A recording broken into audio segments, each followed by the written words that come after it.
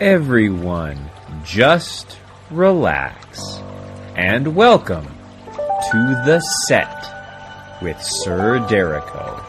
Set, meaning sports, entertainment, therapy.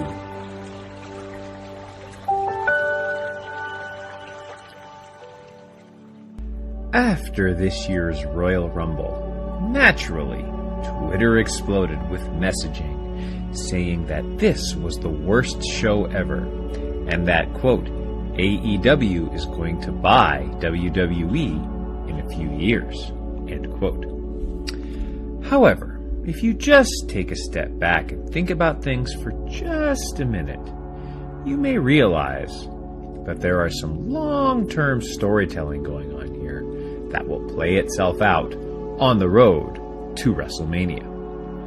Now, I acknowledge that certain things didn't go the way that I thought that they should have either. But I don't feel it was egregious enough to feel the need to burn down Titan Towers. So let's break down where the most controversy is, and I will explain to all of you, but particularly the internet wrestling community, why it just needs to calm down just a little bit. Seth Rollins versus Roman Reigns. Seth Rollins wins by DQ after Roman Reigns chokes him out and won't let go, despite the fact that Rollins has his hand on the ropes. Reigns then proceeds to beat the holy hell out of him with a chair.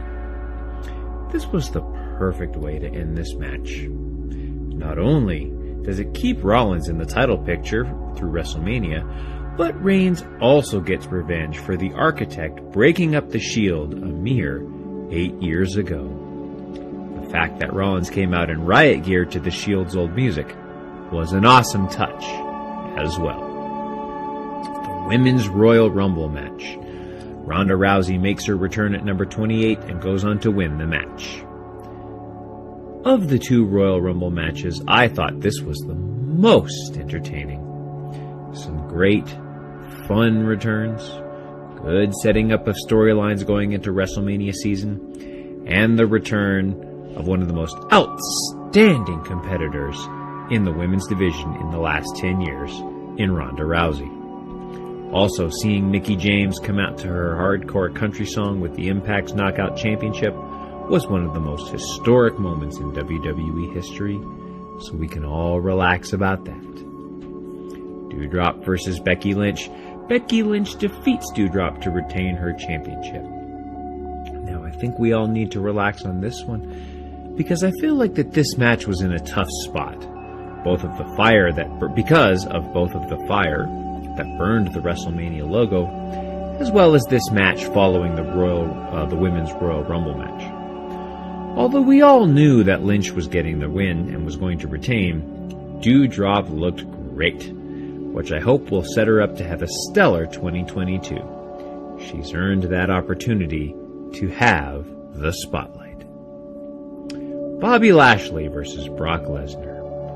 After a referee bump, Roman Reigns returns, spears Brock Lesnar. Paul Heyman assists with this process, turning on Lesnar and allowing Bobby Lashley to win back the WWE Championship.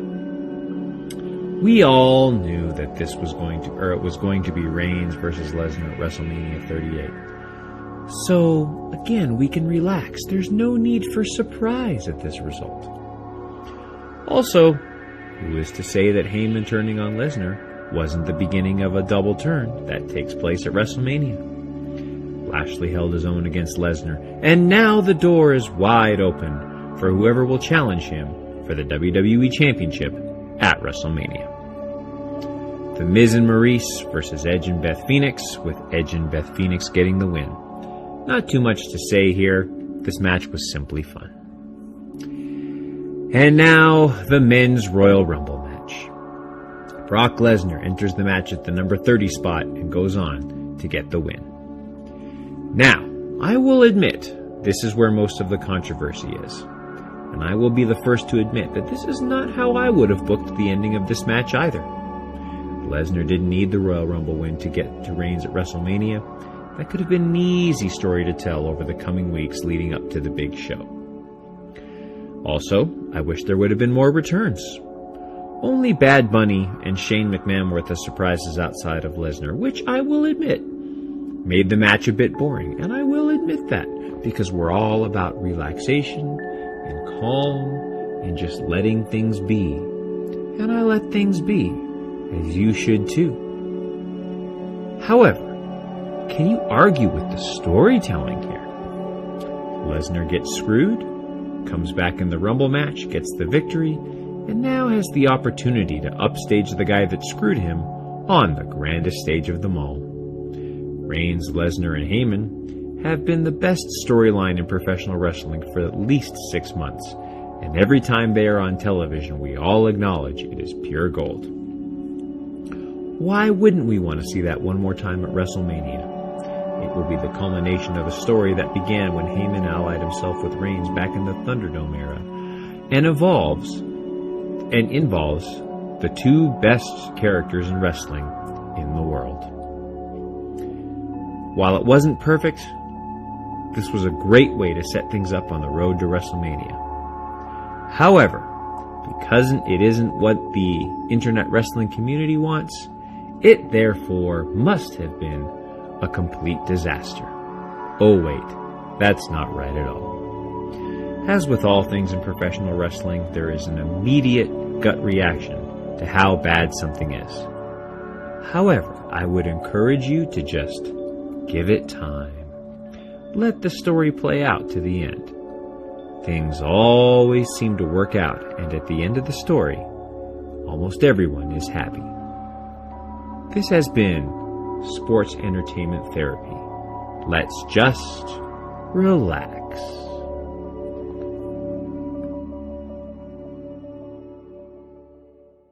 I'm afraid I've got some bad news. I knew it. I love when he does that. Well, once you hit rock bottom, the only way to go is up. So good luck, okay? Good luck. You say rock bottom, but like, it just seems like things keep getting worse. What is rock bottom? Who decides what's the bottom of all this? I mean, seriously, you go, okay, today is Friday, and I woke up in Cleveland, and I'm going, how much worse can it get?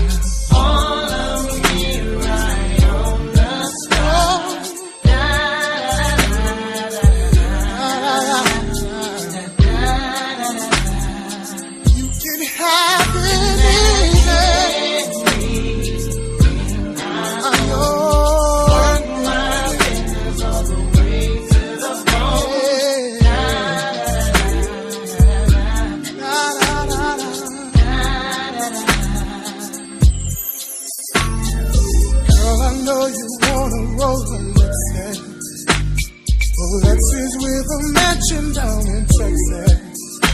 It's more like a party name. Cellular is prepaid, but baby, it's all okay. I can't do all the things I wanna do, but I can love you, and I can stay true. I'll give you my lifetime, spend all my time. It's yours, whatever is of mine, anything you want.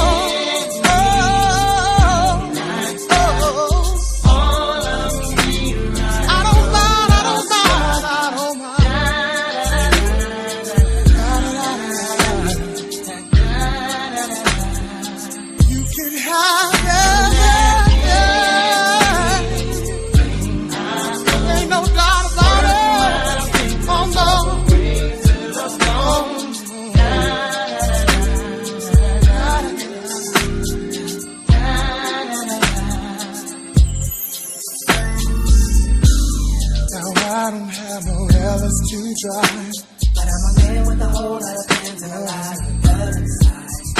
Just believe and pray. Hold on to me and say, stay. I can't just dream, giant. I work overtime anytime just to give you peace of mind. Please just believe everything, anything. Follow me, baby, baby, baby, baby, baby, you can have all of me right.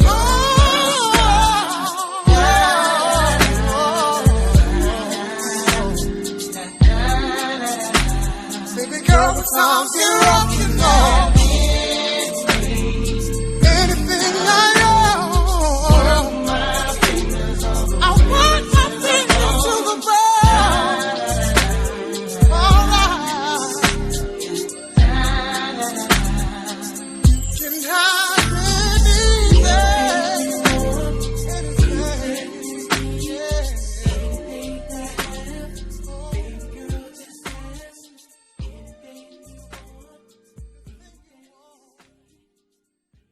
Hello, ladies and gentlemen. Welcome to episode 295 of the Hoots Podcast. It's your boy, Joshie Lopez. You can follow me on Twitter at Josh Lopez. Make sure to hit me up at Instagram at Joshie Lopez 94. That's Joshie Lopez 94 on Instagram. And if you want to see me do some guitar covers, make sure to check out Josh Lopez Music as well. Chilling here at the Good Bird Studio. It's Thursday, February 3rd, 2022. We're 5 episodes away from reaching episode 300 here in the Hoots Podcast. I've been plugging it nonstop. If you want to participate in episode 300 and give us any audio shout-outs or congratulations, all you have to do is send us the MP3 file to TheHootsPodcast@gmail.com. And I'll play all those once episode 300 comes. And I'm looking forward to getting those clips from you guys. And I appreciate all of you who've taken the time to support the show over the last 6 years. And as it gets closer and closer to 300, I feel it's coming. It's gonna be an awesome show. It's gonna be a very humbling day. Some might say it might be legend. Wait for it, dairy. Yes, I'm very excited for episode 300. I'm just excited for the day to come and we can reach it and then see where the show goes from there. So again, just thank you for everybody that supports this podcast for what it is and allowing myself and Brother Carter to be ourselves, more importantly. So you'll hear Brother Carter later on for what the hell is wrong with AEW. Got a lot to talk about as well. I guess Eric Bischoff went off on Seltzer, so I'm going to be playing that clip while I record it later. But here on Facebook every Thursday, as I get into my recording process, kind of breaking the fourth wall here, guys. When we do the Good Birds Q&A session, I record the Q&A on Facebook. So shout out to everybody on Facebook watching this. And when we do the Good Birds Q&A session, we take questions about wrestling, live sports, relationships, anything that's on your mind.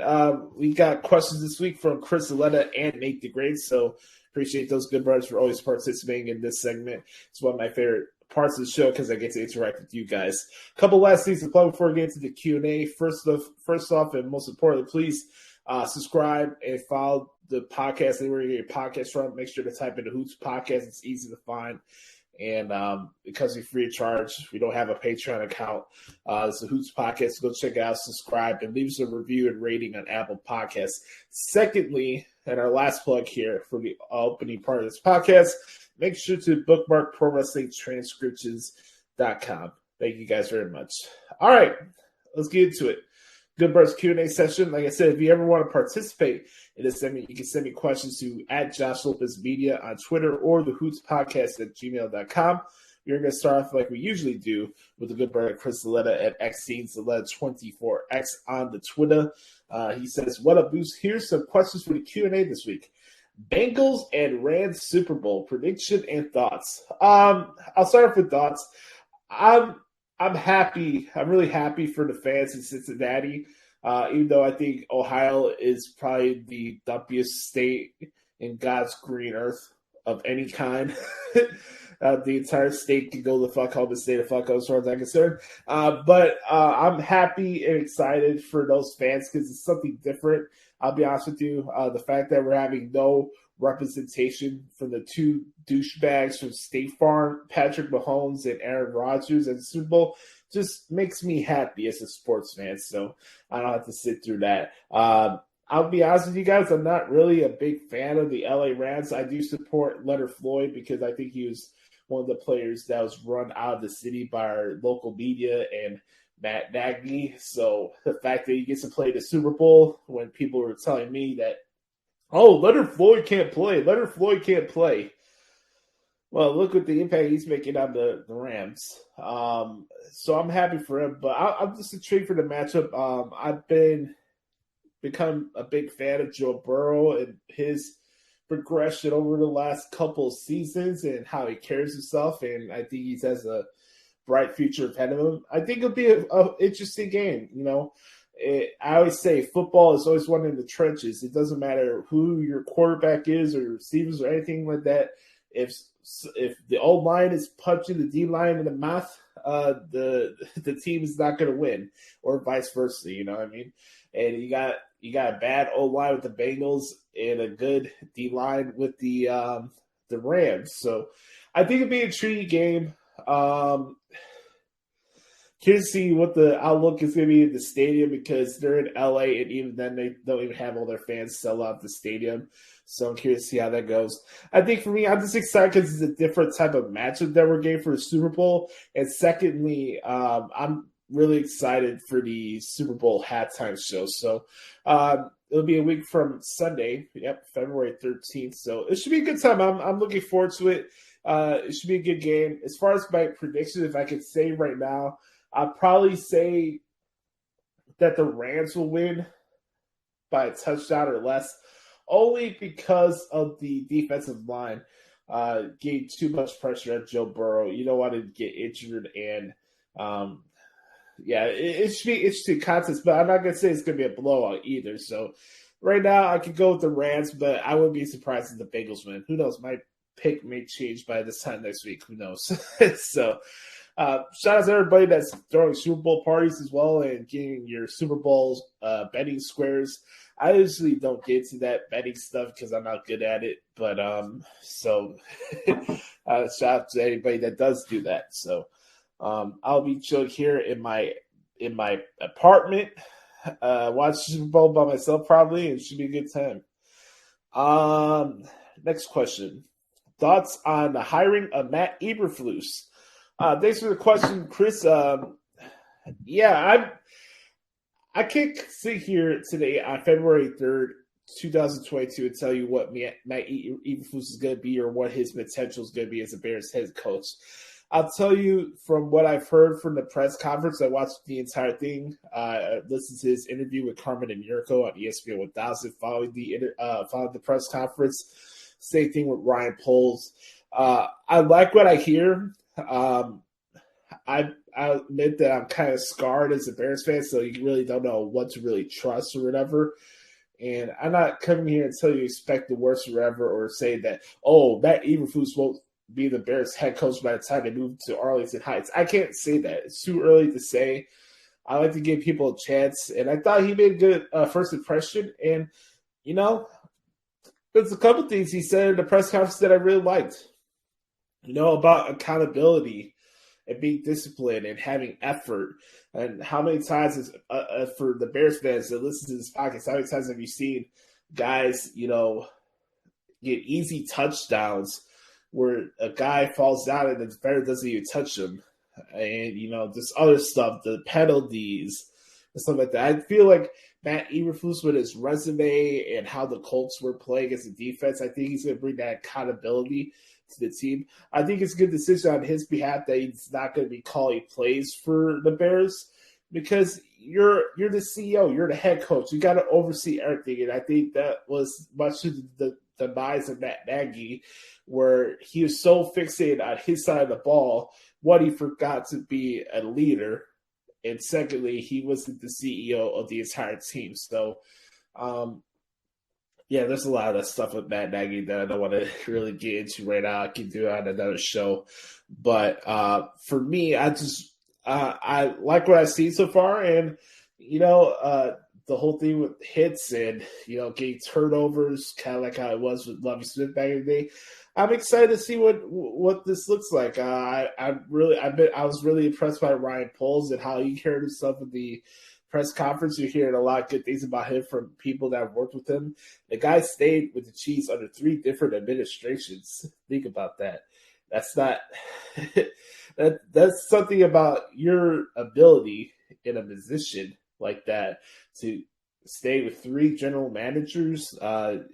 It's a good sign for him. So hopefully things get fixed sooner or later. And I'm giving these guys a clean slate. And I'm not going to say, oh, they're going to be the Sabres and the Bears or anything like that. I just want to see it play out and then see where it goes from there. That's a good question, though. Next one. Is Kaylee Ray the one to dethrone Mandy Rose? I don't think Kaylee Ray is the one to dethrone Mandy Rose, but I wouldn't be surprised if she won. I think the one to dethrone Mandy Rose is Cora Jade, but that's just my opinion. Thoughts on the Brian Flores situation? I figured this one was coming up. I think it's another example of another widely recognized brand and corporation that lacks self-awareness. You know, you can commend them for, you know, doing the whole having the images of the Black Lives Matter movement behind the helmets. But, you know, as they try to do one thing, they do something else that makes their league look bad. And I talked about this with my brother Adam Daly about this. We talked about the fact of kind of shadiness that comes from the military side and how that's promoted. And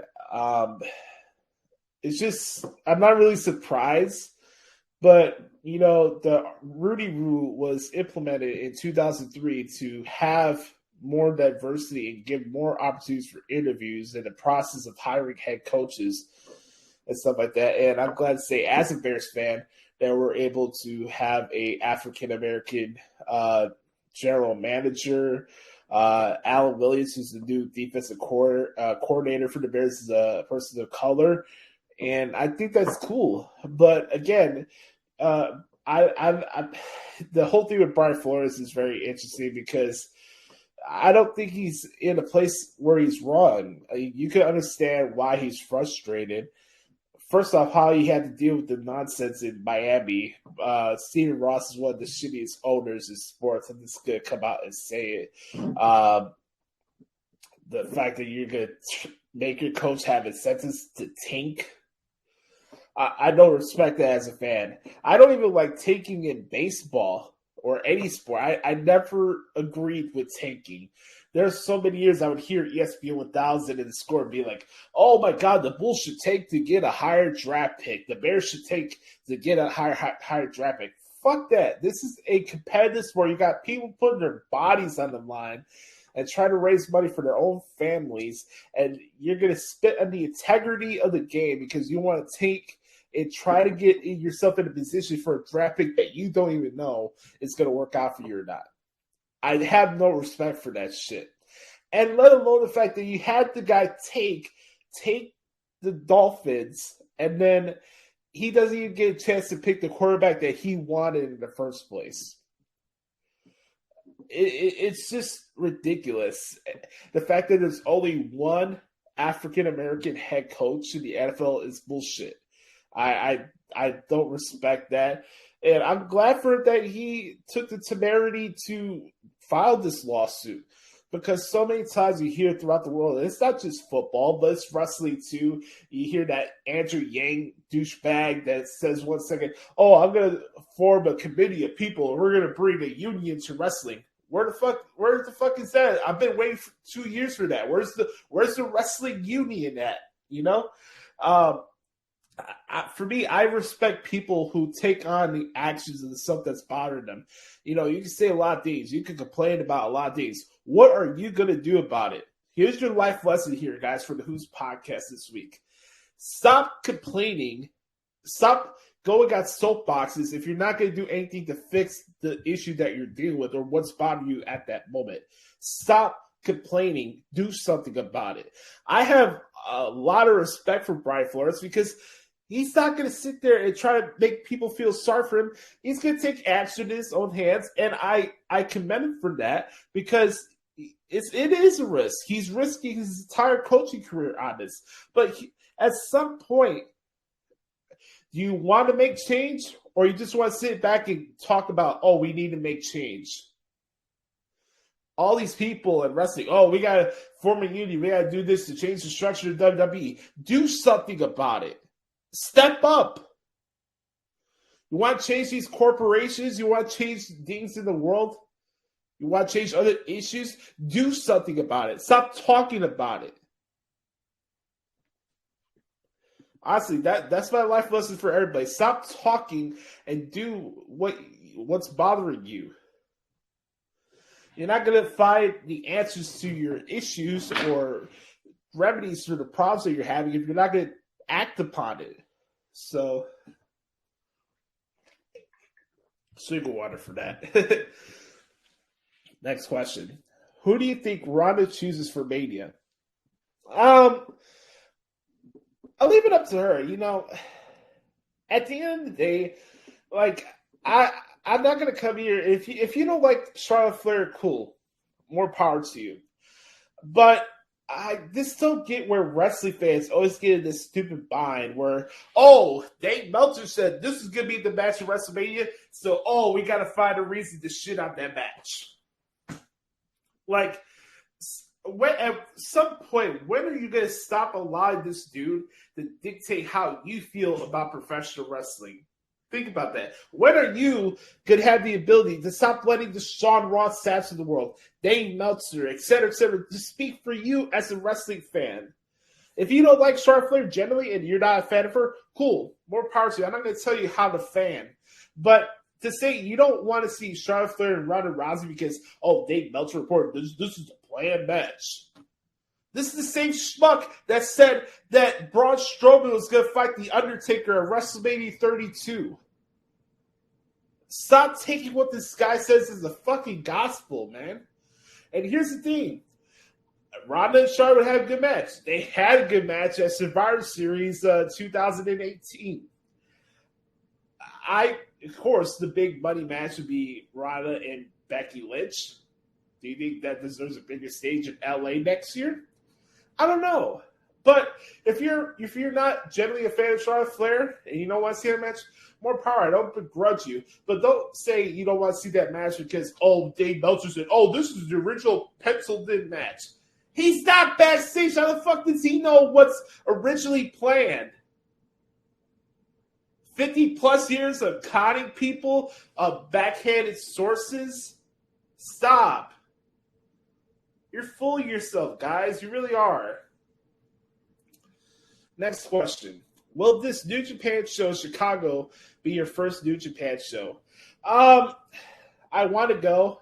I'm kind of in a bind right now because I want to buy tickets for Eagles concert. They're doing a Hotel California concert where they're playing the entire album from front to back, and then playing a greatest hits set after. It's gonna be a super dope concert at the United Center in March. It's kind of expensive, but I'm gonna try to find my way to make it out there. The tickets go out for this New Japan show on Friday.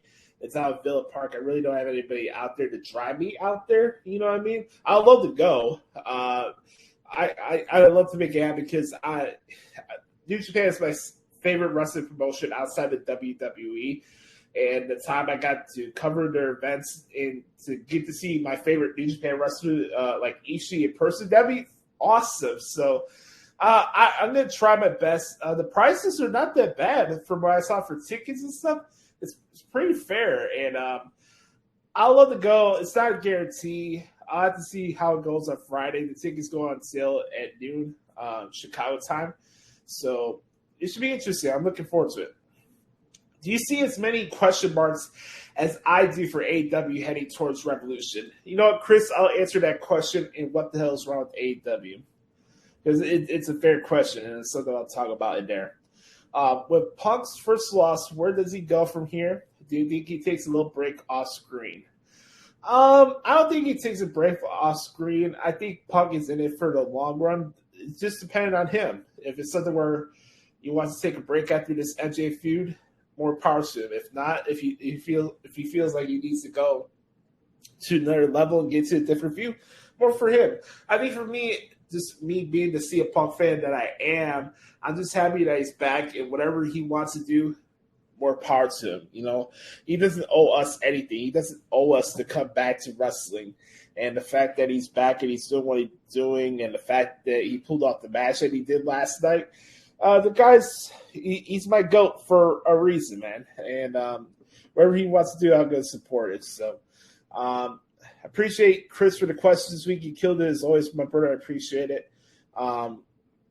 Next batch of questions come from Nate the Great. Make sure to follow me on Twitter at Psycho Nagiri. Nate, I want to know your thoughts on the whole Jim Harbaugh stuff. Hit me up at Twitter. I love to get your thoughts on what went down during that nonsense the other day. Not to ask you to really compare, but did you enjoy your AEW live show experience more than a WWE show? I'll talk a little bit more about this in what the hell is wrong with AEW, but this is my second AEW event that I went, and there are stark differences in the experience of an AEW show and WWE show, but I'm not going to do the comparing game. I'll just say that I've had more enjoyment watching an AEW show live in person than watching it on TV. That's what I'll say. So I would say I enjoyed this experience more than WWE just because CM Punk there. That'd just be unfair. I have a lot of good times when I go to WWE shows. It's just two different companies with two different philosophies, and for me, I wasn't really thinking about WWE when I was at the show last night. So I was just trying to enjoy the experience for what it was and see for myself, watch it in person, see if what I've been saying on the podcast is true, or maybe my thoughts on certain characters would change. There's an act that I saw on Dark Elevation last night that will be airing on Monday, and I've been ripping on these guys a lot since the inception of the segment, that now I'm a fan of theirs. So it's a different thing, but I would not say that, my live experience at AEW is better than WWE. They have their differences. They have their flaws. For me, when I go to wrestling shows, guys, this is just me. I really don't think about other promotions. I'm there to enjoy myself and enjoy the show that I'm watching at that time. So that's how I'll answer that question. Do you want WWE to end the brand split? Yes, I've been saying that for 2.5 years. Yes, I would like the brand split to end. What would you like Cesaro to do at WrestleMania? I would like Cesaro to beat Sheamus for the Intercontinental Championship at WrestleMania. Boom. Favorite How I Met Your Mother episode? Oh, man. This one's going to take a while. bear with me, guys. I have, you guys know How I Met Your Mother is my favorite TV show, right? By the way, shout out to all of you who enjoyed the wrestling playbook. Sometimes I can't believe the shit that comes out of my mouth sometimes, and it pops me, but I'm glad that you guys got a kick out of it, the gist of what the segment was. Last week we did with the wrestling playbook. It's up on our YouTube channel if you haven't heard it yet, the entire playbook segment. Yeah, I love that show, man. It's fucking awesome. I can watch it anytime. How I Met Your Mother episode, I say the season 1 finale. It's just two trash difference of emotions with Marshall and Lily breaking up where she was going to San Francisco and the whole thing with Ted and the rain dance and Barney doing his stuff. And for those who don't know, I was really a big fan of Ted and Robin's relationship. That was my favorite couple on the show. So that one really stands out to me. Kind of similar to the Sunrise episode where he metaphorically let her go. There's other ones that really stand out. I mentioned the Ty Travers episode where he's like 45 days before I meet you to his wife, which was really good. Another one of my favorites from How I Met Your Mother when it comes to Ted and Robin was the Slapsgiving episode, the very first one in season 3, Slapsgiving. That was a lot of fun. So those are the ones that are off the top of my head, but that's a really good question.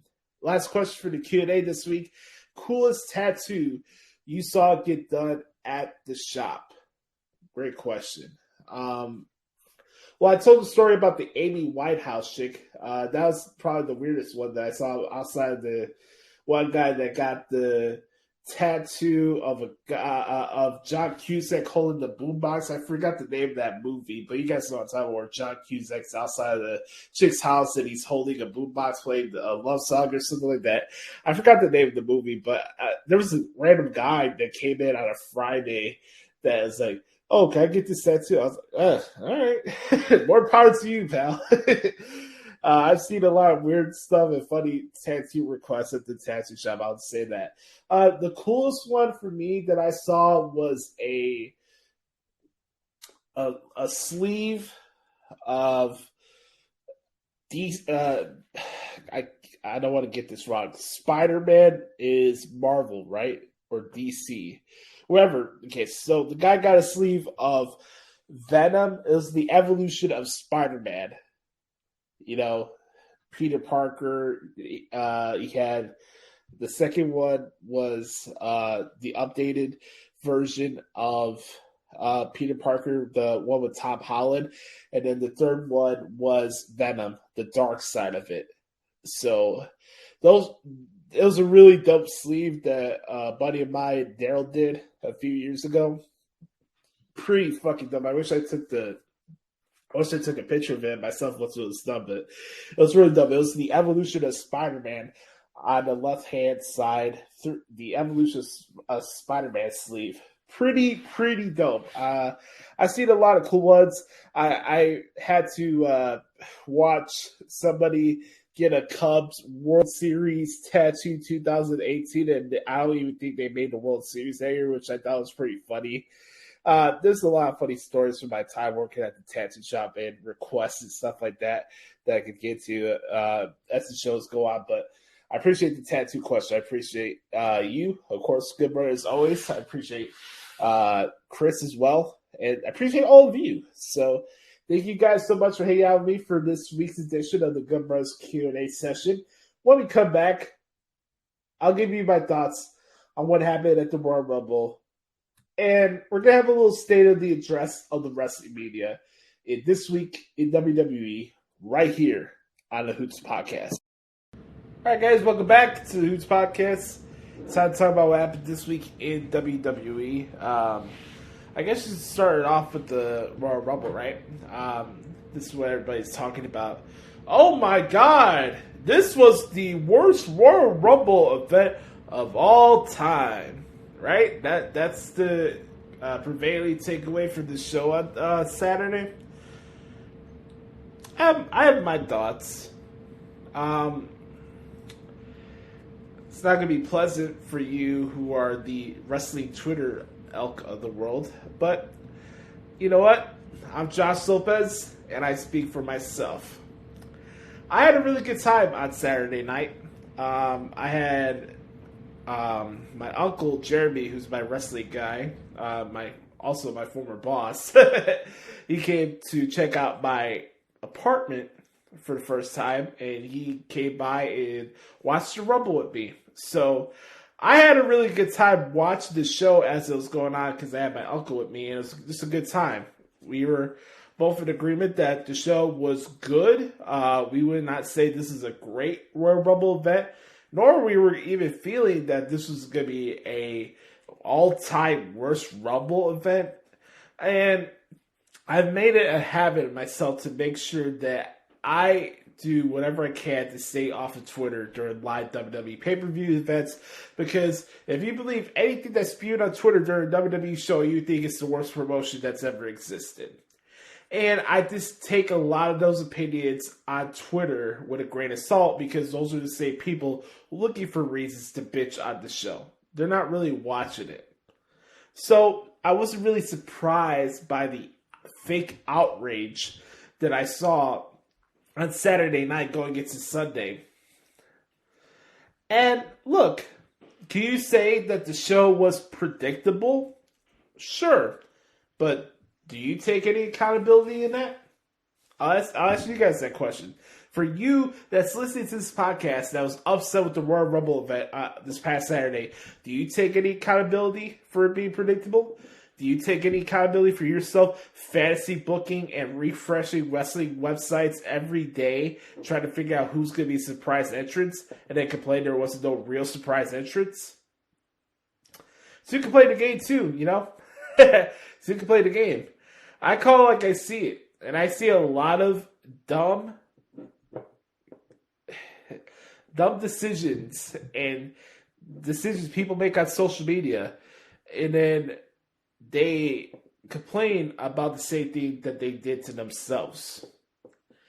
And you're upset that Brock Lesnar won the Royal Rumble. You're upset that Ronda Rousey won the Women's Royal Rumble match. You're upset that Roman Reigns and Seth Rollins ended in a disqualification, even though if you watched any of the segments going into the match, did you really believe this match was not going to have a beatdown of Seth Rollins to the likes of Batman beating the shit out of the Joker?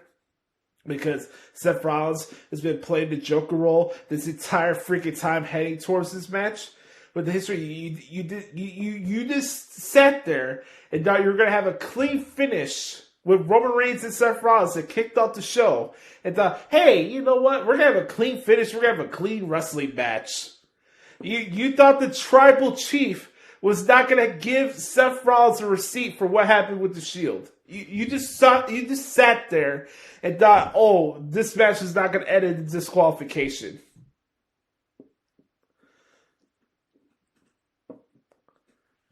There's something about wrestling, and there's a lot of suspense from AEW, where they think because you get clean finishes all the time on their shows, that means that their talents are not buried, and it's a proper way to end matches on TV and pay-per-views instead of, oh, this is lazy booking, this is cop-out thing. Well, actually look at it from what the story was being told in the match and going into the program. Is it really lazy that it ended in DQ? Is the DQ what your takeaway from what that match was? Is the story they told in the match? Oh, Seth Rollins comes down to the ring before the match in Shield gear. He's taking credit for all of Roman Reigns' success. He's smiling and laughing about turning his back on Roman Reigns and Jon Moxley heading into the pay-per-view. And you don't think Roman Reigns is going to do something about it? Just think about that logically, because these are the same people that always talk about, oh my god, I can't believe there's not enough logic applied to wrestling. Tell me the logic of a straight-up finish with Roman Reigns and Seth Rollins. What does that do for Seth? Because you would be the same person complaining, oh my god, that made Seth look bad. He just lost to a guillotine choke. Oh, he made Seth look bad. He just lost to the spear. Oh, it's so predictable that Roman Reigns is going to retain. Either way, you're going to find a reason to bitch about it, right? Let's be honest. let's be honest with each other, guys. I for my time covering the wrestling industry since 2013, I've seen all the trends. I know the games before they're even sent out on Twitter. I know what tweets are going to look like before they're even press send. And it's sad because I don't know what's more predictable, the stuff that happened in the Rumble or the stuff people were going to bitch about on Twitter. I'm calling a spade a spade. Let's talk about some other stuff that happened on the show. I felt bad for Becky Lynch and Piper Niven. I thought they had a very good match, but stuck in the following Royal Rumble match. It's never an easy position to be in the card, and I thought they made the most of what their match was, and I thought it was a good showing for Piper, which was the intended goal of the match. So I wasn't really surprised that Becky Lynch won, but I thought it was a good spotlight match for Piper Niven, and just unfortunate the fact that they had to follow the Women's Royal Rumble match. Other stuff, the Edge and Beth Phoenix mixed tag match with Miz and Maurice. I thought that was a lot of fun. I enjoyed the storytelling that they've been doing in the ring. And Maurice is underrated. I keep saying it. I said it last week going into the pay-per-view. Maurice is underrated. Her Karana that she did on Edge was dope towards the end of the match. It's just a pretty cool moment for Edge and Beth to celebrate that moment. Not only with the fans, but also they had their kids at the front row, which was pretty cool.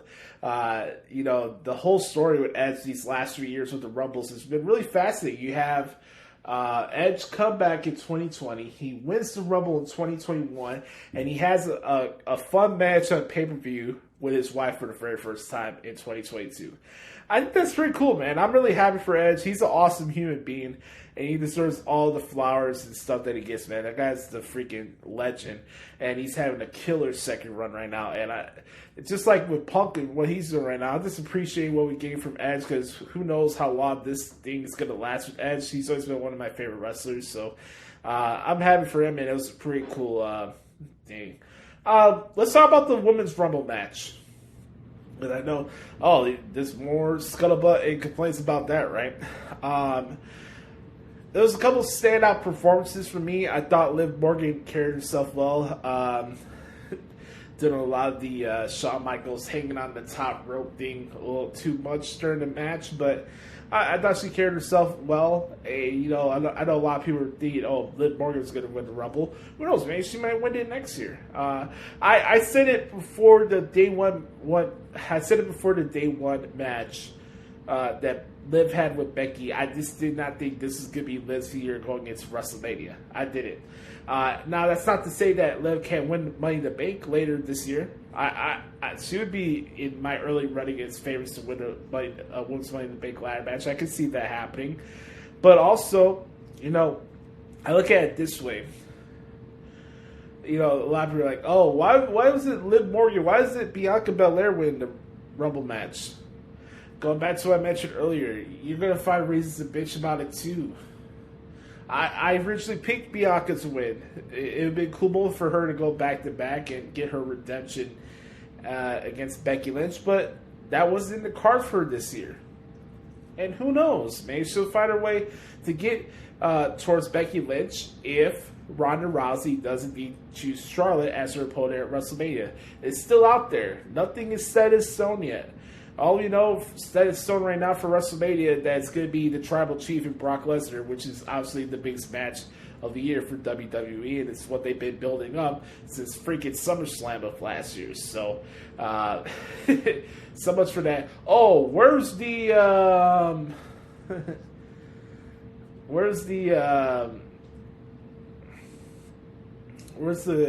trying to find the right words for that. Where's the scuttlebutt about that, So,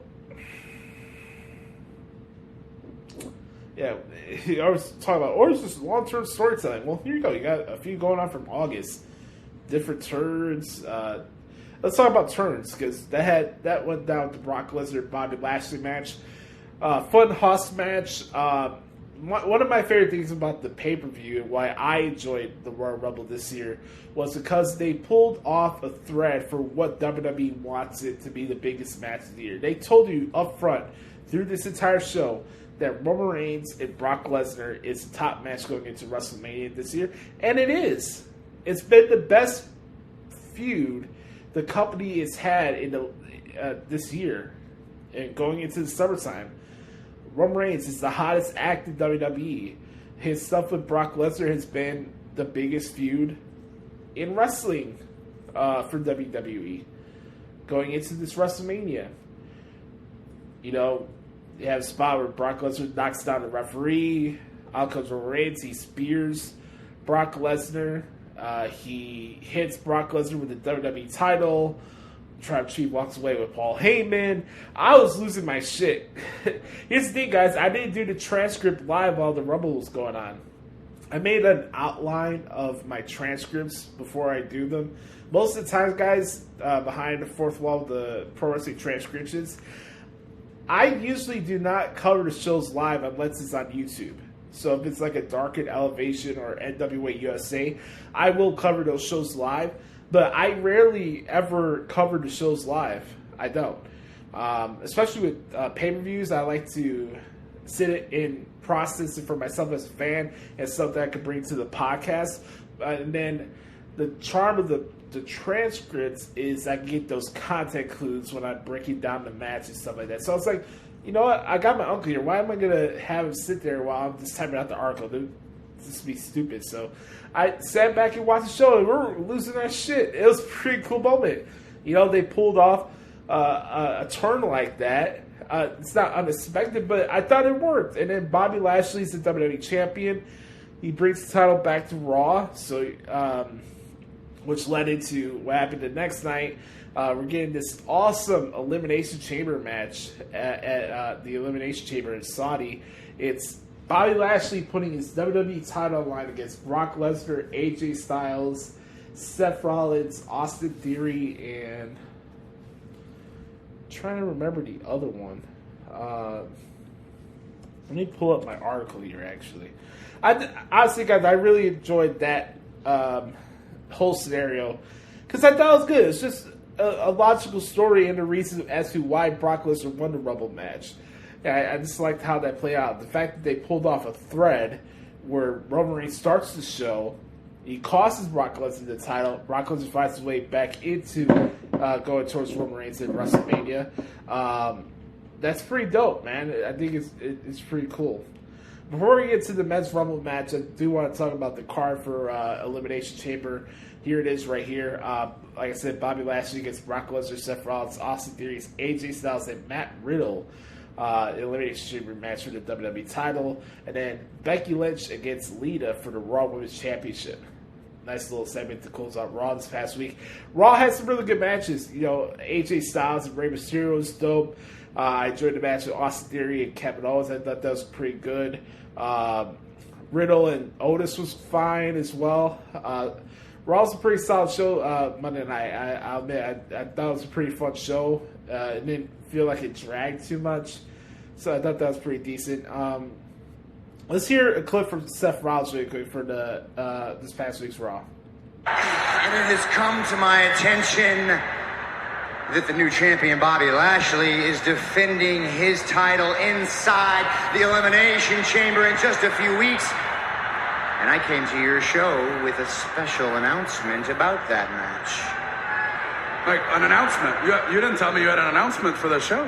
Oh, it's a surprise. Come on. A surprise? Well, I mean, I just like to get prepared, but it's okay. Okay, surprises are good. That's good. how surprises Yeah, work. good. Please. The floor is yours. Give me a drum roll. Come on. Big moment. A drum roll. Drum roll. Drum roll. Come on. Oh, hey, way better. One of the men who Bobby Lashley will be defending the WWE Championship against inside the Elimination Chamber. Seth freaking Rollins! Yeah, Seth freaking Rollins. So that's some stuff that went down on Monday Night Raw in Cincinnati this past Monday night. Let's get to the men's Rumble match. We'll wrap it up with this because we got some other stuff to do before we get to our main event segment. I'll say this: the men's Rumble match. I thought the placement of the entrance were not where it needs to be from a storytelling aspect with some of the grudge feuds that are going on. I mentioned before, my overall takeaway for the show, I thought it was fine. I thought the women's Rumble match was better than the men's Rumble match. It was great to see Melina on the show. Of course, having the GOAT, Mickie James, out there was awesome. Her making history. She's a one-of-a-kind human being, man. I'm really happy for her and everything she's doing. If you honestly think about it, I don't know who's had a better year or two in wrestling from a female standpoint than Mickie James. I mean, you could bring up Deonna Purrazzo and Bianca Belair, but if you look at collectively and how Mickie has had another resurgence in this new run that she's in her stage of her career, she's awesome, man. She's one of a kind. Back to the men's Raw match, and again, like my overall thought of the show is that, yeah, you can call it predictable, but just because it's predictable doesn't mean it's not good. I thought for the most part this pay-per-view was pretty good, and I was just a little surprised with some of the choices of the eliminations. Why are you having Madcap Moss eliminate AJ Styles? I don't get that. I really don't. I felt bad for Kofi. Shout out to Kofi. That stuff's bound to happen. This is wrestling after all. It's not what it is, what you think it is all the time. Mistakes happen, and that stuff was bound to happen with all the amazing stuff he's done in the past. And, that's unfortunate for Big E because I knew they were going to do some different setup spots for the New Day there. But that just didn't happen. I was happy to see Drew McIntyre, though. That was one of my favorite moments for the Rumble, him eliminating Corbin and Moss. I thought that was pretty dope. He just went rogue and sent him to the gulag. I just thought that was tremendous. Bad Bunny, again, killed it. Great to see him on my screen. I thought Johnny Knoxville carried himself well. I thought that was a funny part during the early part of the Rumble. It'll speed me to my thoughts of the Shane McMahon stuff in a couple minutes because I will talk about it because I'm sure some of you want to get my thoughts on that and everything that's going on. Brock Lesnar winning the Rumble, I get it. I can see why also it turned people off where he just cuts in and just makes everybody look like Jim Oaks and wins like nothing. But with him being pissed off, I mean, honestly, from a logical standpoint, since we're all talking about logic here, honestly, who's really going to stop Brock Lesnar when he's super pissed off and all this extra stuff? So I'll throw that out there as well. So, yeah, it's the last thing you remember from the show, so I can guess why people could feel sour about that. But honestly, guys, I really enjoyed the Rumble. I would say this is a great pay-per-view or anything like that, but to say and pump up your chest that this is the worst Rumble of all time, get out of here. Honestly, get out of here. And get out of here too, wrestling media. And sometimes, even as myself as a wrestling media member, I need to drop reality checks because what's been going on the last couple of days with this whole stuff with Shane McMahon and one person saying this and one person saying that, Meltzer saying that Shane McMahon was going to get into the Elimination Chamber and start a feud with Seth Rollins. Another person saying that Shane McMahon was penciled to be in the chamber to start a feud with Austin Theory at WrestleMania. I mean, I'm not opposed to seeing Shane McMahon and Austin Theory at WrestleMania because of the stuff going on with Vince, but all this stuff, and then supposedly Shane McMahon is gone from WWE now, and it's like, I'm reading this stuff from afar because people send it my way. Like, I went on a muting and block spree after the Rumble because I've had enough with some of the stupid shit that I see all the time on Twitter. I was like, fuck, I'm not looking at this stuff anymore. If I'm going to be on Twitter, I'm going to enjoy myself. So I deleted, blocked, and muted a lot of people on Friday, on Saturday, and I don't feel bad about it at all. But again, it came to my screen that all these different reports about Shane McMahon leaving and all this stuff. And here's the thing, you got a lot of YouTubers out here that go to like Wrestle Talk and all these other sites where all the guys talk in the same cadence and the same tone and all use the same verbiage and read off the same scripts. And they take this stuff as gospel. And my advice to you guys, especially those who want to be content creators, especially in the wrestling realm, start thinking for yourself. Really, please. I'm really tired of seeing people getting clicks and clout on YouTube off of just them repeating the same shit that you see from Meltzer and Sean Ross Sapp. Do something authentic and be yourself. Think for yourself. Just because you heard Wrestle Talk mention a report from Dave Meltzer or Mike Johnson or whoever does not mean that it's true. There are good people in this field that do great work. I will not take that away from them. Like John Alba, I think he's really good at his job. I think Justin Barrasso is good at his job. John Pollock. I mentioned Justin Barrasso, right? Yep. Yeah, those guys. I respect Sean Ross Sapp. But I cut the line from there. The Brian Alvarez's of the world, the Wade Kellers, Ringside News, Brad Shepard. This one took the cake for me. JD from New York has sources now? JD from New York has sources now. Oh my god, where can I throw up? Oh my god.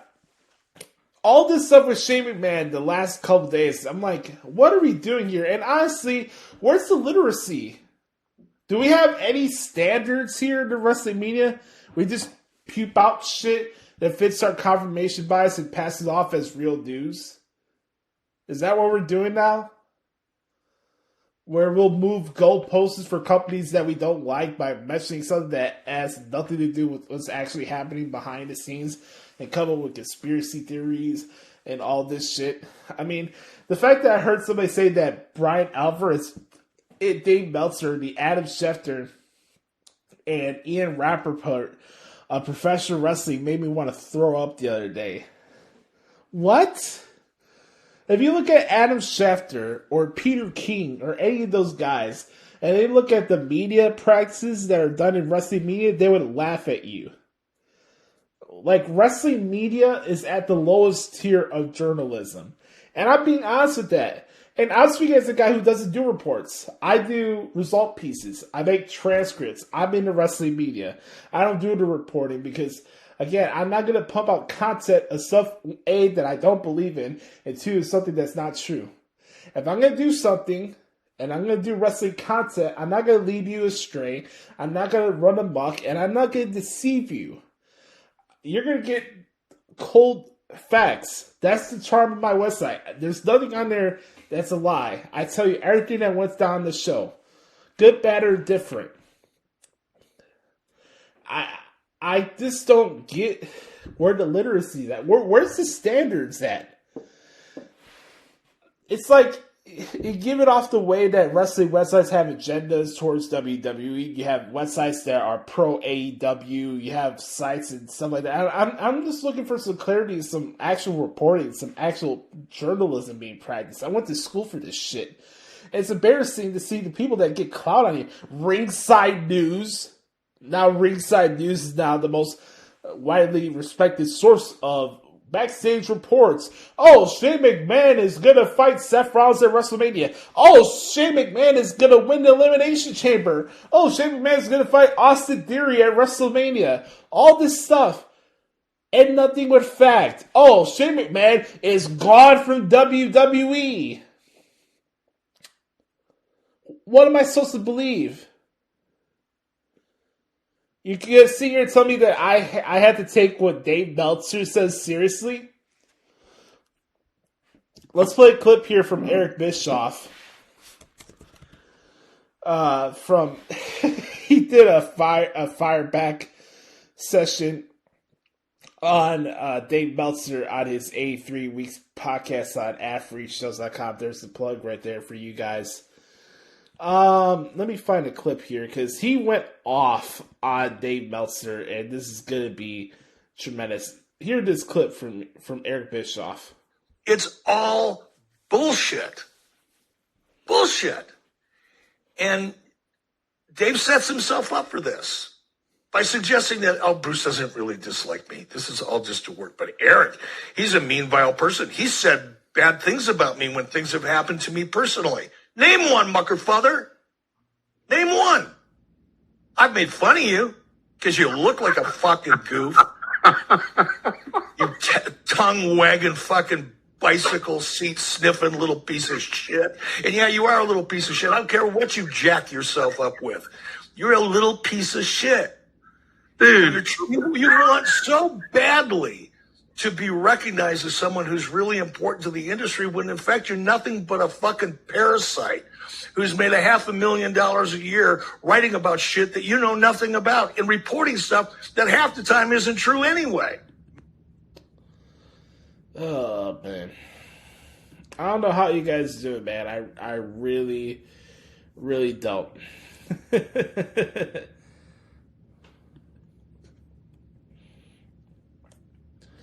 Yeah, so Meltzer. Shane McMahon's gone from WWE. God, Lord help me. I know this is like the dish of this week in WWE, but we had a lot to talk about the Rumble, and I had some stuff I needed to get off my chest, so thank you guys for bearing with me. But before we get to our main event segment, I do want to mention what's going on in NXT UK today, because it is my favorite WWE show. We have Isla Dawn against Violet Grace. We have the finals of the number one contender tag team tournament today. It's Ashton Smith and Oliver Carter, Jonathan Hood's favorite NXT UK superstar, Oliver Carter. They'll be taking on the team of Dave Massive and Jack Stars. That should be a fun match. And then the main event is Miko Satomura, her NXT UK Women's title on the line in a Japanese street fight against Blair Davenport. I think I need to add Blair Davenport to the wrestling playbook. That's patent pending, of course. That's something I may have to update sometime. Man, her waterfall knows no bounds. Anyways, that match should be pretty dope. NXT UK is a lot of fun. If you haven't seen Ilya Dragunov and Jordan Devlin from last week, the empty arena match for the World Championship is fucking awesome. It's one of the best matches of the year so far. Go on your way to check it out. On that note, it's time to talk about what everybody's been waiting for. Our signature segment here on the Hoots Podcast, widely known and affectionately known as What the Hell is Wrong with AEW? We're going to start this bad boy off with Bernard Carter in a 3, 2, 1. Beat your meat, beat your meat, beat your meat, beat your meat, beat your meat, beat your meat, beat your meat, beat your meat. It's time for What the Hell is Wrong with AEW?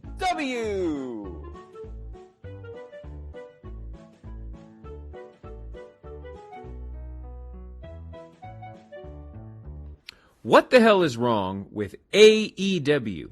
Well, Dynamite, back in Chicago, great wrestling town, home of the host of this wonderful podcast, the one, the only Nefarious Brother Adam, home of CM Punk, should be great. Nothing could possibly go wrong, right? Oh, God, tonight's show was crap. All right, let's get into it. Talk about the good stuff.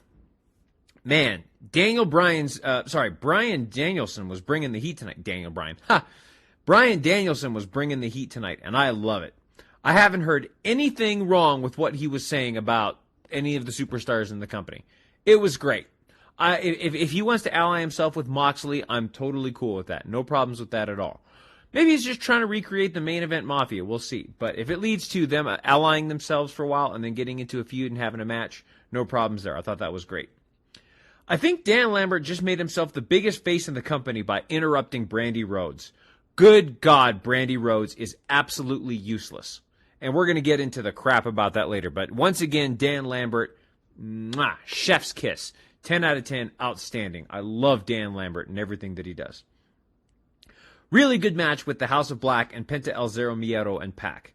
Really great storytelling, and the ending makes sense with Black using the mist. I thought that was great. No problems with that at all. And an okay match with Nyla Rose and Ruby Soho. It wasn't bad. It was an odd finish in what I thought was an otherwise good match. I will say, as far as good stuff goes, I thought that the Punk and MJF match, there was some nice moments in there. Punk sold very well. MJF sold really well. Punk, held his own, but you could tell he was getting tired near the end. So there was some good stuff, and overall, I thought the match was pretty good. But we're going to get into the rough stuff about that. It wasn't the most egregious thing of the evening, but we're going to get into the end of that in just a little bit. Okay, let's get to the crap. Why is Danhausen out with best friends? I sort of get it, though, because since this clown looks like it's Halloween every single day, I guess he works with the rest of these clowns who like to play dress-up all the time and act like complete goofballs. But man, Danhausen had this cult following, and what does he do the following week? Comes out with best friends. Man, great use of some new talent there. Hey, this is a freaking comedy hour with these two clowns. Amateur hour at best. I thought Moxley looked fine in his match with Wheeler Yuta, but he made Yuta look like a clown. Like, he just made him look like a joke, I thought. Okay, what the hell is the point of Paige Van Zandt versus Brandi Rhodes? That's absolutely ridiculous. Rhodes comes out, cuts a stupid-ass promo, and then Paige Van Zandt comes out, and now we're going to get a random brawl between them. It's ridiculous. I echo your sentiments completely, Chicago, when you told her to shut the fuck up. I was doing the same thing, sitting watching at home. So freaking stupid. How has Isaiah Cassidy earned a TNT title match? But of course, rankings matter in AEW, right? So stupid. It's the TV title. Just call it what it is and call it the TV title and be done with it and move on. Okay. I want to like Adam Cole in AEW. Like, really, really badly I do. When he's at his best, Adam Cole is one of the best in the world. Really, truly. I want to like him so bad. But I'm just having a hard time doing it. I get why he left WWE, and I've said that multiple times on this program, on this podcast. I know why he left WWE, and I get it. Like, I probably would have left too. But what he's doing in AEW is not good and makes no sense at all. Also, he's got to go to the gym, man. Apparently, he's taking the Chris Jericho training regiment, and he's just letting himself go. And you can tell in his ring and his physique. It's just ridiculous. Also, why insult Brandon Cutler? It's just getting old at this point. This feud with the Gun Club and the Lucha Express is so random. Like, what's the point? It's just on again, off again. And if you don't watch Rampage, you don't know what's going on. And I don't watch Rampage, so I don't know why I would have a reason to care about this feud. Tony Schiavone has become Mean Gene Okerlund. No disrespect to that, because, Mean Gene Okerlund, legend. Love me some Mean Gene. Got to meet him in person one time. Really, really cool, down-to-earth dude. Loved me some Mean Gene. And there's nothing wrong with that. But I don't think that's why Schiavone was brought into the company. I'm just saying. Also, it doesn't feel like Adam Page is the AEW World Champion. He's just not relevant. He's like the 5th or 6th or 7th most important feud in the company, and he's the World Champion. It's Booker of the Year, pal.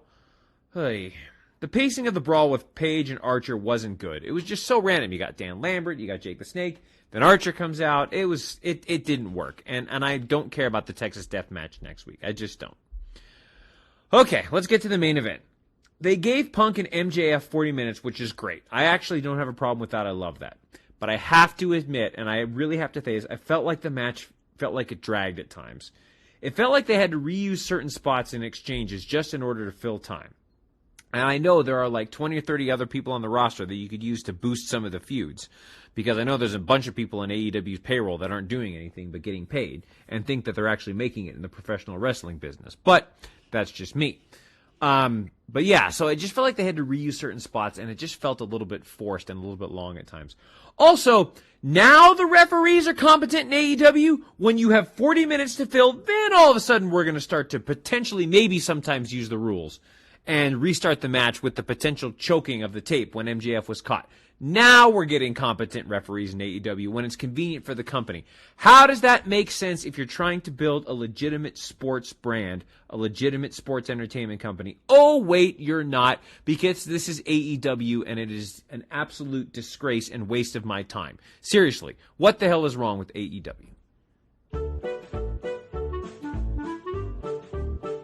This has been What the Hell is Wrong with AEW.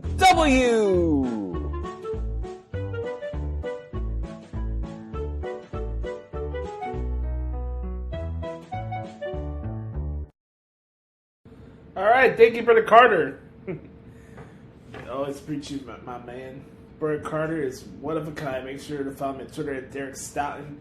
Support his work at DerekStoughton.com and WrestlingRumors.net. Alright, what the hell is wrong with AEW? Well, what isn't wrong with AEW?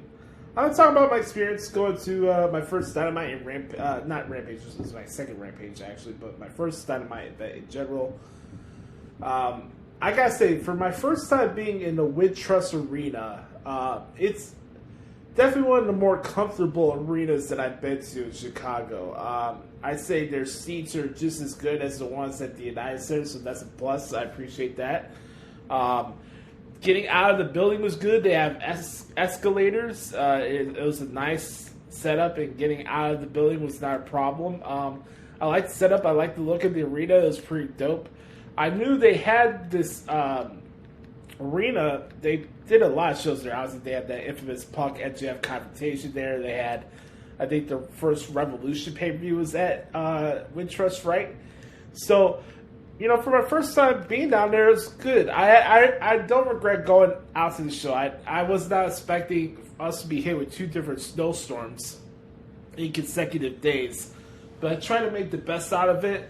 And I feel, you know, I'm happy that I went. I really am. I'm glad that I went. It was a good time. I thought the show, for the most part, was good. You know, getting back to the house, and then during the transcript at 2:00 in the morning, I definitely would see why maybe I wouldn't enjoy this show if I was at home watching. Going back to what I mentioned earlier, the Good Brothers Q&A session, I've noticed that I've enjoyed AEW more at the shows than watching it on TV. So I will say that first off. So about the stuff I did like. First off, I do like the fact that AEW does keep people engaged during the commercial breaks. That's a nice touch. It's not just commercial ads and, you know, people are losing their entry or tuning out before the next segment has. It's a good thing, like Justin Roberts says, that we're live back in 5, 4, 3, 2, 1. So it's good. I like that they do that. I think that's a good strategy. You know what? I'll start with this. I enjoyed the Jon Moxley Wheeler Unit match. There's something attached to that, which I'll get to in a couple minutes. But I thought Jon Moxley Wheeler Unit was a solid match to start off the show. I am in agreement with Brother Carter. The whole stuff with Danhausen and Orange Cassidy was fucking ridiculous. I had the facepalm expression, if you will, from my seat while that was going on. Why would Jon Moxley ever be scared of fucking Danhausen? Just stop. Please. Can we stop with the outlaw freaks, please? So Jon Moxley won, which led into this conversation with Karen Danielson. Karen Danielson wants to be friends with Jon Moxley, as if we don't have enough friends and factions in AEW. He had the interesting concept, you know, bring in Lee Moriarty, bring in Daniel Garcia. It's not a bad idea. I do get what Brian was saying. I appreciate the sentiment.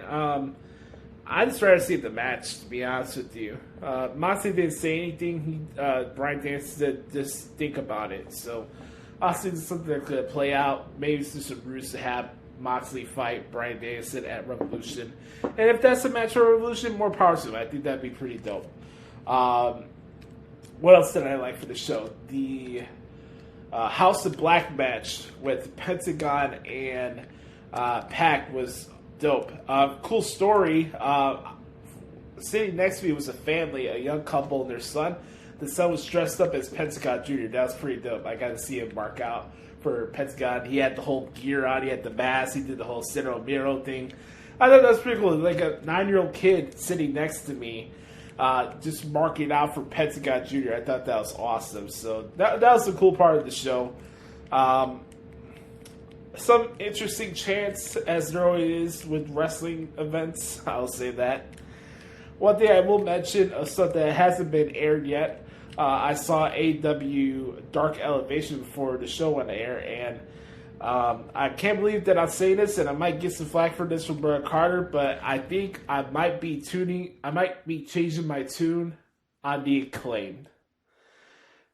Go on your way to listen to Max Caster's rap on Chicago on Dark Elevation on Monday. Oh my God, I was crying my ass off. I was laughing my ass off more. It was just, oh my God, man. That I can see why they're a hit with the live audience because, again, that's an example of like something that may not resonate with you on TV resonates better in person. I noticed that a lot of the Acclaim. I thought they were fantastic, and then the whole stuff, the Ass Boys, I thought that was just pretty funny. What else? What else I can say for this show? Let's talk about CM Punk and MJF. Love the match. Got a little bit emotional to see my guy come out. This is the first match I got to see CM Punk in a match in person since 2013. Think about that, guys. Almost 9 years since I saw a CM Punk match. It was a 3-on-1 handicap match at the Allstate Arena for a Christmas house show. It was the Shield against CM Punk. Interesting time period there that day, too. So it was a wild experience, and I thought it was just a good time checking that out. And you had, what was I going to say? Yeah, Punk and MJF. It was pretty cool. I just love the story that they were telling. I will mention this. The officiating for Bryce Remsburg was bowling shoe ugly. I might even say brutal Bob Evans bad. Just, the fact that they did the whole bit where MJF brings out like a roll of tape or some type of rope and kind of like a Gary, like wraps it around Punk's neck. And I'm watching this live in person, seeing this is happening, and like Bryce Remsburg's facial expression is trying to pretend that he's not seeing it, and they're doing this bit, and it's supposed to lead into Punk supposedly passing out to MJF. And then MJF drops to Garrett. He sees it, restarts the match, blah, blah, blah, blah. I just thought the officiating in that match was just brutal. No knocks on Rick Knox. I was curious to see how that was going to be in person, but no really faults on him on that end. Nothing out of the ordinary.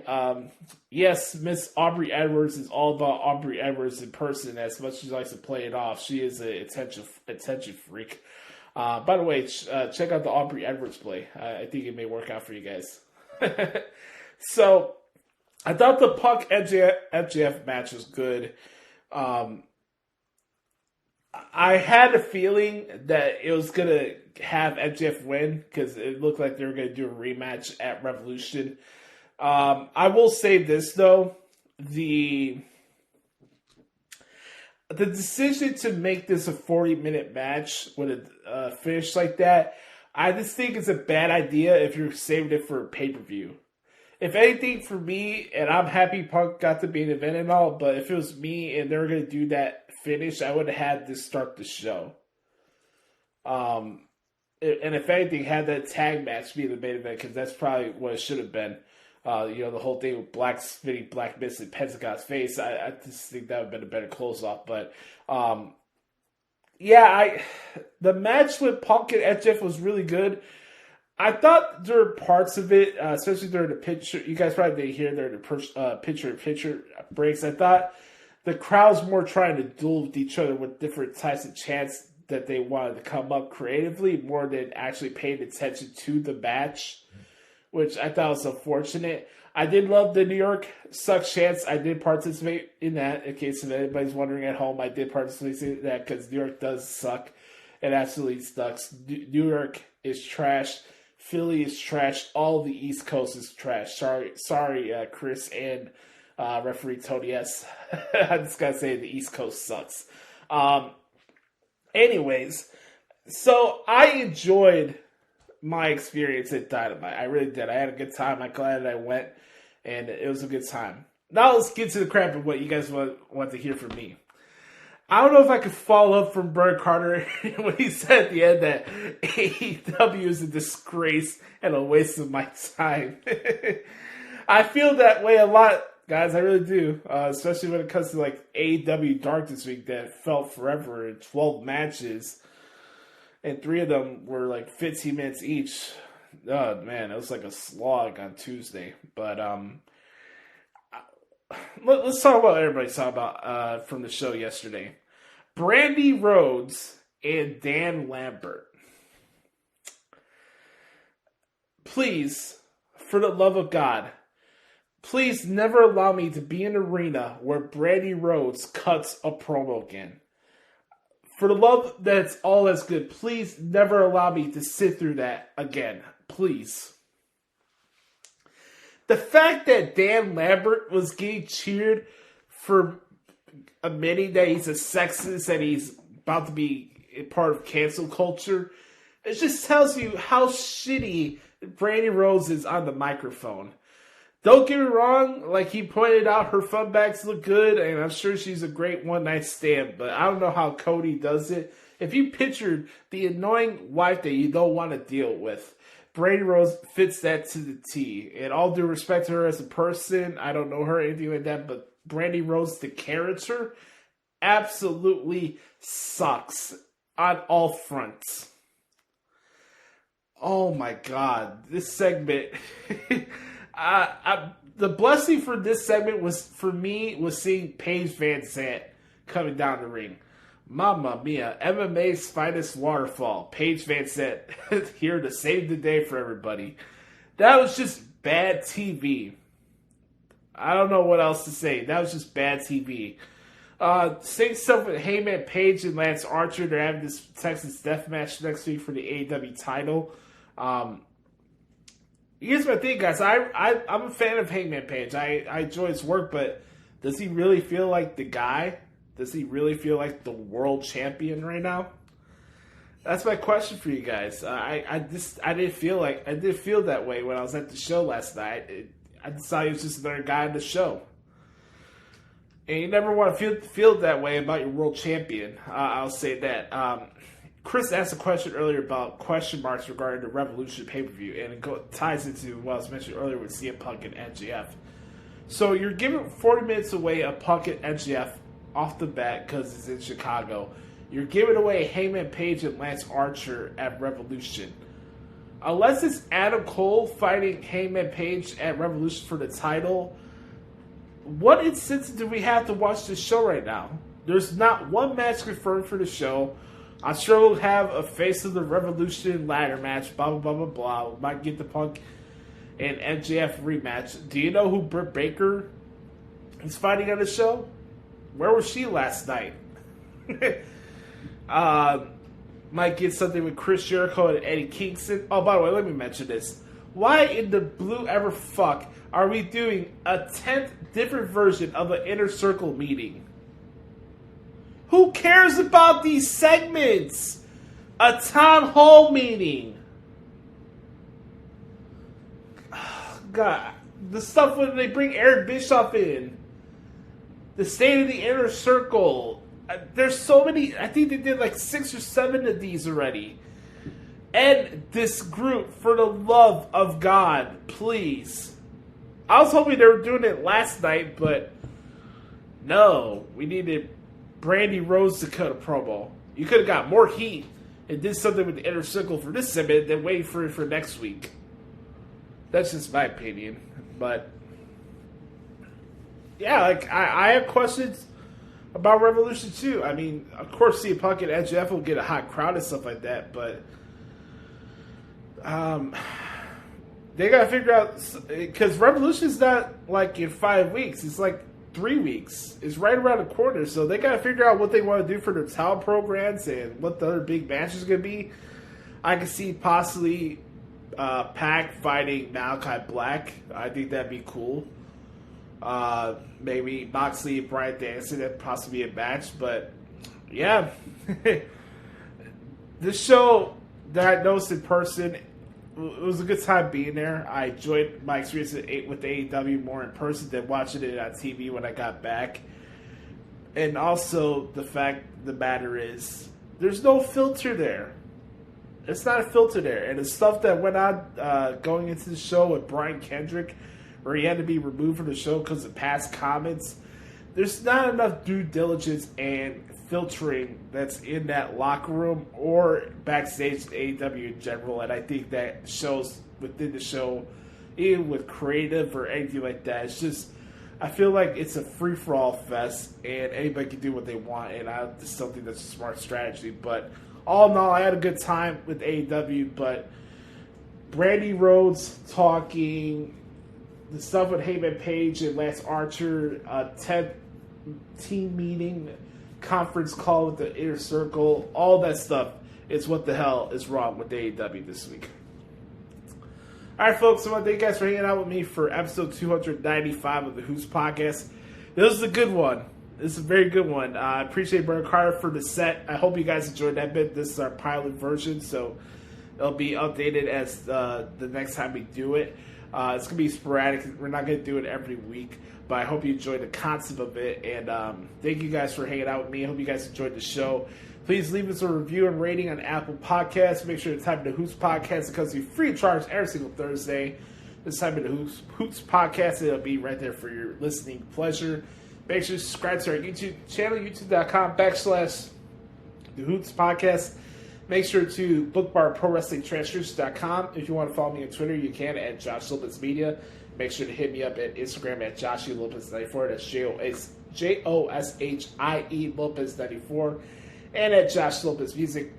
Make sure to follow Brother Carter at Twitter at Derek Stoughton, at Dericho06 on Instagram, and support his work at DerekStoughton.com. For Brother Carter, I am Brother Adam. This has been episode 295 of the Hoots Podcast. Remember, folks, be the authentic product that is yourself. And remember, nobody dictates the pace of your life but yourself. Before you know, it'll be the road to Elimination Chamber. And guess what, folks? We're 5 episodes away from reaching episode 300. We'll see you guys next week for the Hoots Podcast. Yes, sir.